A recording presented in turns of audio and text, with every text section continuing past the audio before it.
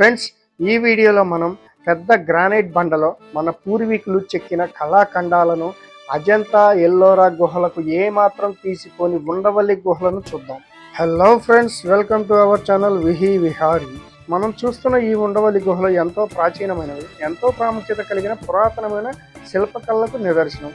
ఈ ఉండవల్లి గుహలు ఎంతో పెద్ద రాతి కొండను 4 అంతస్తులుగా మలిచారు. లోపలికి వెళ్ళి చూద్దాం పదండి.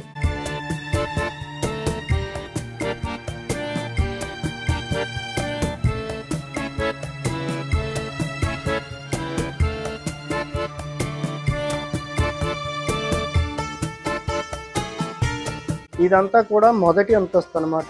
స్తంభాలుగా మలిచారు. ఈ స్తంభాల మీద విగ్రహాలను చెక్కారు. ఎంత చక్కగా చెక్కారో నేటి ఆధునికులు చేయగలరా అనే సందేహం రాక మానదు ఎవరికైనా. ఇదంతా కూడా స్తంభాల మండపం లాగా ఉంది, రెస్ట్ తీసుకోవడానికి. విఘ్నేశ్వరుడి విగ్రహం చూడండి ఎంత చక్కగా ఉందో. ఈ రాతి గోడపై చరిత్రను చెక్కారు. తమిళ్, సంస్కృత భాషల్లో ఉంటుంది. ఇక్కడ నుంచి పైకి 2వ అంతస్తులోకి వెళ్ళడానికి మెట్లు ఉంటాయి. పైకి వెళ్దాము. చారిత్రక ఆధారాల ప్రకారం క్రీస్తు శకం 6-7 శతాబ్దాల్లో నిర్మించిందిగా తెలుస్తుంది. 2వ అంతస్తులో మెట్లు ఎక్కగానే ఎదురుగా నిల్చుని ఉన్న ఆంజనేయ స్వామి కనిపిస్తారు. అలానే అనేక మంది ఋషుల విగ్రహాలు, మధ్యలో శివుని విగ్రహం. ఋషులు అందరూ శివుణ్ణి ధ్యానిస్తున్నట్లుగా అర్థమవుతుంది.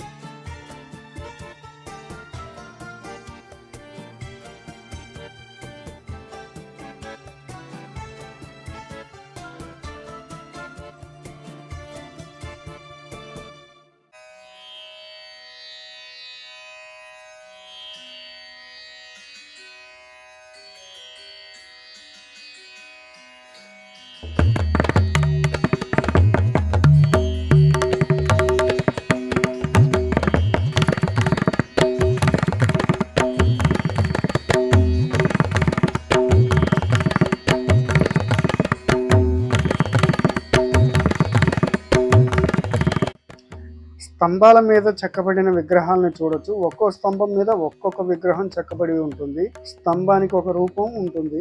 ఇవన్నీ కూడా ఎక్కడి నుంచో చెక్కి తీసుకొచ్చి అతికిచ్చినవి కాదు. ఈ పెద్ద కొండనే మండపంగా మార్చి, స్తంభాలుగా మార్చి స్తంభాల మీద చెక్కారు.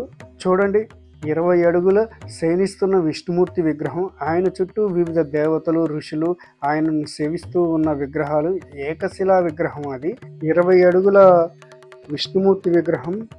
చూడండి, ఆదిశేషు మీద శయనిస్తున్న విగ్రహం ఎంత అద్భుతంగా ఉంటుందో.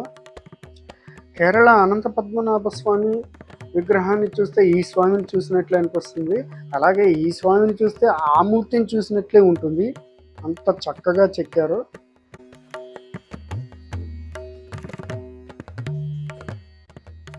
ఈ నిర్మాణాలు చూసిన ప్రతి ఒక్కరికి మానవాతీత శక్తిచే నిర్మించబడిందిగా తలపిస్తుంది. ఎక్కడ చూసినా ఎంత అద్భుతంగా చెక్కారంటే ఈ శిల్ప సౌందర్యానికి ఎవరైనా ముగ్ధులు అవ్వాల్సిందే. రాతిలో చెక్కటం, ఆ రాతిని విగ్రహంగా మలిచి వాటిని మళ్ళీ ఫినిషింగ్ అద్భుతంగా తయారయ్యేలా చెక్కటం అనేది మామూలు విషయం కాదు. కొన్ని గదులు ఖాళీగా దర్శనం ఇస్తున్నాయి. వాటిలో ఇంకెంత అద్భుతమైన విగ్రహ సంపద ఉందో, ఎందరూ దోచుకున్నారు. ఈ గుహాలయం నుండి మంగళగిరి కొండకు, విజయవాడ దుర్గమ్మ ఆలయానికి, కొండవీడి కోటకు రహస్య మార్గాలు ఉన్నాయని చెప్తుంటారు. ఈ మార్గం ద్వారా దేవతలు, ఋషులు, తర్వాత రాజులు ప్రయాణాలు చేశారు. ఇక్కడ మనం చూడొచ్చు, ఆంజనేయ స్వామి విగ్రహం పైన రూపుకి అంటే టాపు పైన ఫ్లోర్కి పైన భాగంలో విగ్రహాలు చెక్కారు. అసలు ఏమి టెక్నాలజీ అండి అప్పట్లోది. మహాభారతంలో కనిపిస్తుంది కదా, పద్మవ్యూహం, చక్రవ్యూహం లాగా ఉంది. ఫ్రెండ్స్, ఇక్కడికి చేరుకోవాలి అంటే విజయవాడ నుంచి ప్రకాశం బ్యారేజ్ మీదుగా 6 కిలోమీటర్ల ప్రయాణం, అలానే మంగళగిరి నుంచి 8 కిలోమీటర్ల ప్రయాణం.